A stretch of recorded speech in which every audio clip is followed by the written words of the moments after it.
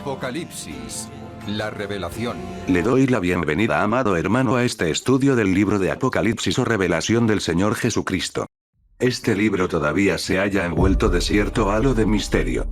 Su significado ha quedado confinado a una futura interpretación por una audiencia final, futura hacia quien estará dirigida esta epístola apocalíptica, donde todas las simbologías, expresiones, referencias y promesas, de las cuales la historia no sabe nada, hallen su cumplimiento y alcancen la finalidad que tienen. Estas congregaciones recibirán la triple bendición por oír, hacer y obedecer. Estas asambleas no son iglesias cristianas en el sentido estricto conocido, porque la iglesia ya no estará. Estas congregaciones son sinagogas judías, constituidas esencialmente de un remanente judío, disperso, cuyas apariciones están sin lugar a dudas conectadas al fin de los tiempos, quedando enmarcadas indefectiblemente a estos días postreros de gran engaño, predichos por nuestro Señor Jesucristo en los Evangelios, o la última semana de Daniel, previos a su arribo. Y sus instrucciones son claramente para las congregaciones del Apocalipsis. Todas estas congregaciones se suscitarán en la actual Turquía, no en Israel. Las razones de esta ubicación resultan muy confusas y extrañas. Confiamos que mientras vamos desenrollando este libro, entendamos finalmente el rol que desempeñará esta nación musulmana en la estructura apolítica y en el reordenamiento político final. Dentro de este libro, 7 cartas fueron incluidas. Por medio del Espíritu Santo, Dios decidió que cada congregación recibiera el libro completo con las cartas, pero tenía una carta dirigida de forma particular. Estas epístolas incluidas en el libro no describen 7 fases de la historia de la Iglesia a través de los siglos. Las cartas constituyen una señal de alerta. Son escritas para una congregación versada de su historia vegetotestamentaria, y bien consciente de lo que había ocurrido con sus padres en el pasado. Mientras el Señor Jesús entre líneas, proporciona ciertas pistas, menciona 7 fases pasadas de la historia del pueblo de Israel como advertencia. Una vez instruidos en el pasado de su nación, estarán preparados para entender la relación familiar que hay entre las pruebas y los juicios del pasado, y aquellas circunstancias similares en que se hallarán ellos mismos envueltos en un día todavía en un futuro ya no distante. Dentro de esta advertencia, el Señor usa una historia acontecida al pueblo de Israel, a sus hermanos según la sangre. El fracaso experimentado y sus causas serán el gran tema a reflexionar, y del cual ellos deben de aprender. Esto constituirá la base de la gran lección que será necesaria como instrucción para otro tiempo de engaño, de pruebas y de gran tribulación que durará 3 años y medio, y finalizará esta vez, ya no en fracaso, sino en gloria, con un pueblo que mirará, llorará y clamará al que traspasaron. El significado de cada carta debe fortalecer e instruir especialmente a la gente que se encuentre en la tierra durante el día del Señor. Para Israel, y específicamente para el remanente. En los capítulos 2 y 3, encontramos la verdadera interpretación y cumplimiento. En general, las 3 primeras epístolas hacen referencias al período cuando Israel se hallaba en el desierto. En las 4 últimas, las referencias corresponden al período cuando el pueblo se hallaba en la tierra, y a Israel y a Judá se les menciona alternadamente. Y como estamos viendo, el orden de cada carta corresponde al orden histórico de cada historia pasada aludida. Si bien no hay suficiente luz acerca de algunos nombres, los judíos presentes en esos días lo entenderán. Ellos recibirán el último significado. Efeso les recordará la promesa de matrimonio de Dios, el compromiso de Dios como esposo de Israel. Vamos a leer nuevamente parte de esta carta. Juan, escribe a la iglesia de Éfeso. El que tenga oídos que escuche lo que dice el Espíritu. Yo conozco tus obras, y tu arduo trabajo y paciencia, y que no puedes soportar a los malos, y has probado a los que se dicen ser apóstoles, y no lo son, y los has hallado mentirosos. Esta palabra apóstol significa sencillamente uno enviado. No es el apóstol como don dado a la iglesia. Y has sufrido, y has tenido paciencia, y has trabajado arduamente por amor de mi nombre, y no has desmayado. Pero tengo contra ti, que has dejado tu primer amor.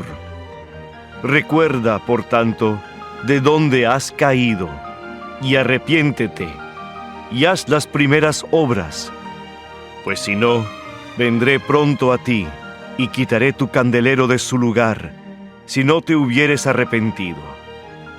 Pero tienes esto, que aborreces las obras de los nicolaitas, las cuales yo también aborrezco.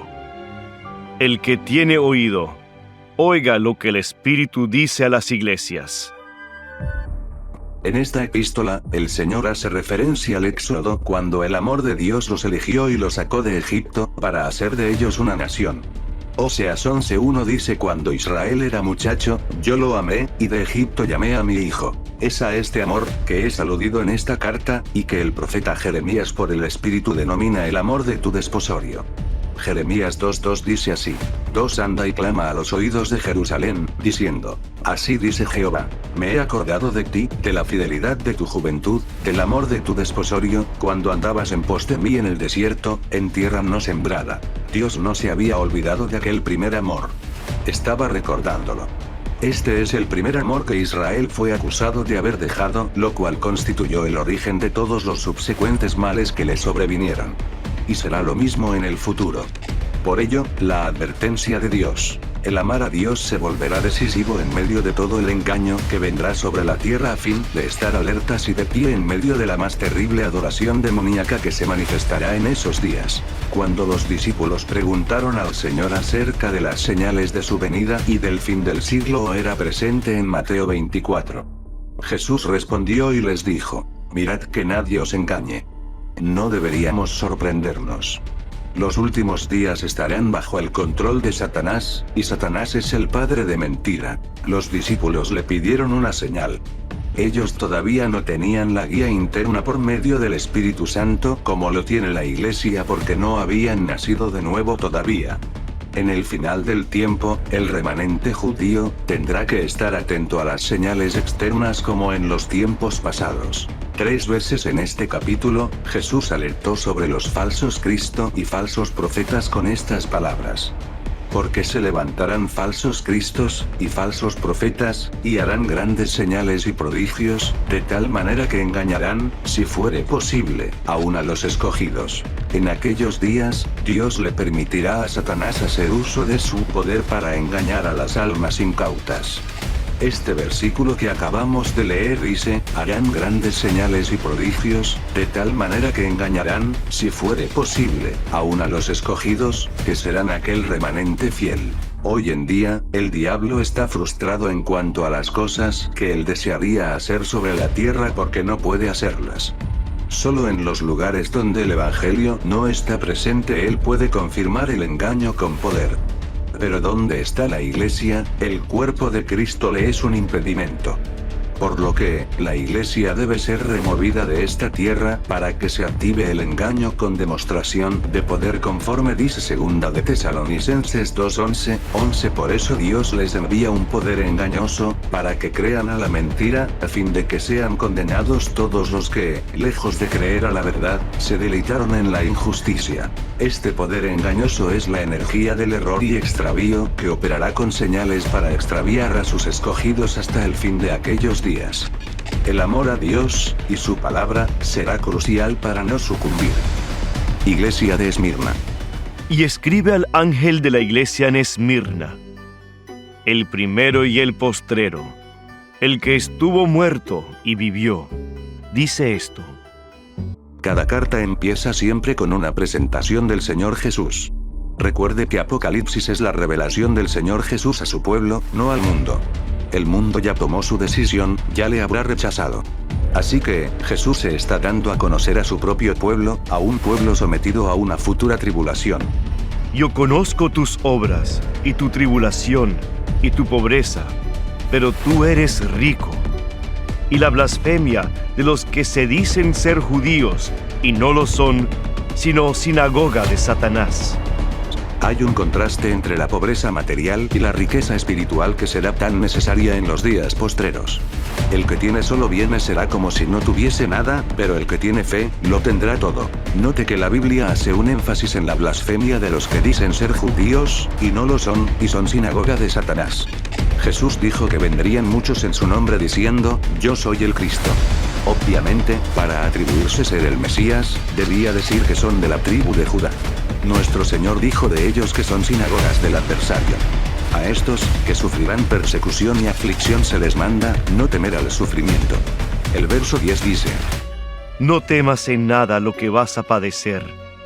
He aquí, el diablo echará a algunos de vosotros en la cárcel para que seáis probados, y tendréis tribulación por 10 días.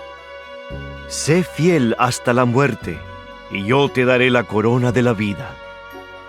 El que tiene oído, oiga lo que el Espíritu dice a las iglesias. Ahora escuche y entienda. ¿Serán 10 días, 10 tribulaciones acontecidas a la iglesia, o a qué se referirá? Preste atención. Los antepasados de este pueblo, que más tarde se llamó Israel, se habían ido a Egipto en un momento de hambruna en los días de Jacob. Más tarde, por 400 años, fueron oprimidos como esclavos por el faraón de Egipto. Pero, Dios eligió a Moisés para liberar a su pueblo y llevarlo a una vida mejor en la tierra que había prometido a sus antepasados siglos antes. El faraón no quería dejar ir a los israelitas, por lo que Dios los juzgó, enviando desastres. Luego, permitieron que la gente se fuera y viajaron por el desierto. Debido a que los israelitas no obedecieron a Dios y con frecuencia rompían sus mandamientos, fueron castigados con 40 años de deambular en el desierto antes de llegar a la tierra prometida. Deuteronomio 18:2. Nos dice del propósito de este tiempo. Te acordarás de todo el camino por donde te ha traído Jehová tu Dios estos 40 años en el desierto, para afligirte, para probarte, para saber lo que había en tu corazón, si habías de guardar o no sus mandamientos. Antes de comentar este versículo, recuerde el hecho de que Dios habrá reanudado su trato con su pueblo al modo bíblico antiguo, bajo la ley. Hoy, la iglesia tiene toda su atención. Pero, en el futuro, volverán a quedar dos pueblos, los judíos y los gentiles. Y Dios está tratando con ellos. La aflicción y la prueba fue y serán necesarias para que sea revelado lo que hay en sus corazones. Jesús les dijo que el diablo echaría a algunos de ellos en la cárcel, para que sean probados, y que tendrían tribulación por 10 días en Esmirna. Tenemos una referencia a un tiempo de prueba definido y limitado que enfrentará esta congregación. En el desierto fueron 40 años. Aquí es de 10 días.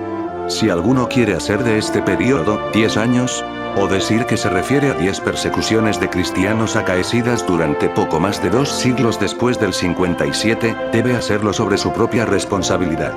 Desafortunadamente para esta teoría, nada se nos dice aquí acerca de ningún número de persecuciones separadas, sino solamente de la duración de una. Solo queremos llamar su atención al hecho de que hay un tiempo correspondiente de prueba referido, y es un tiempo definitivo y limitado de 10 días. Quiero añadir algo más en cuanto a esto.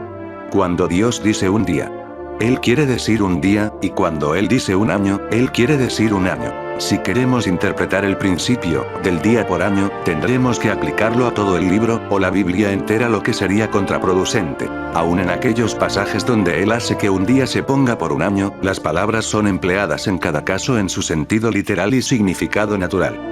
Cuando los espías salieron 40 días, e Israel fue obligado a andar errante durante 40 años, un año por cada día, día significa día, y año significa año, Números 14:34. En cada caso, es Dios quien da la interpretación o significado. Día siempre será día y año será año. Cuando a Ezequiel se le dijo que se recostase al dormir sobre su lado izquierdo durante 390 días, eso no significa que estuviese recostado así por 390 años. ¿Verdad? Y cuando Jehová dijo, yo te he dado los años de tu maldad por el número de los días de acuerdo al número de días, 390 días. Ezequiel 4:5, está claro que días significa días, y años significa años. Y cuando Ezequiel hace lo mismo con respecto a Judá, 40 días, Jehová dice, 40 días, día por año, te lo he dado. Ezequiel 4:6. Tenemos el mismo plano y el literal dictamen de los hechos. Cuando los intérpretes humanos asumen la responsabilidad de designar lo mismo en otros casos, están incurriendo en una muy grave responsabilidad. Ellos no adoptan este sistema en otras profecías, y ni se atreven. Porque cuando, en Génesis 7:4, Dios dice, porque pasados aún 7 días, yo haré llover sobre la tierra 40 días y 40 noches, lo dijo para que así se cumpliese. Cuando en Génesis 40:12-13, dice los 3 sarmientos son 3 días, el cumplimiento se da en el versículo 20. Y sucedió al tercer día, etc., no años. Cuando Dios profetizó de la carne que le daría a comer a Israel, los días significan días, número 11, 19. A Amán se le dio un día para destruir a los judíos. ¿Por qué no se le irían a permitir 10 días a otros enemigos de los judíos? Así que aquí, en Apocalipsis 2, 9, la expresión 10 días significa 10 días. No tenemos ninguna autoridad de cambiar por años. Finalmente, muchos judíos en muchas ciudades saben bien lo que es sufrir una tribulación antisemita durante varios días seguidos. ¿Por qué no aquí bajo estas circunstancias en que el mundo literalmente estará bajo el poder del maligno? La Iglesia no tiene nada que ver con este tiempo en particular. Conforme avancemos, veremos este libro abrirse para entender los sucesos del fin de los tiempos, y lo que está sucediendo en la actualidad. Lo que ves, escríbelo en un libro y envíalo a las 7 iglesias de Asia.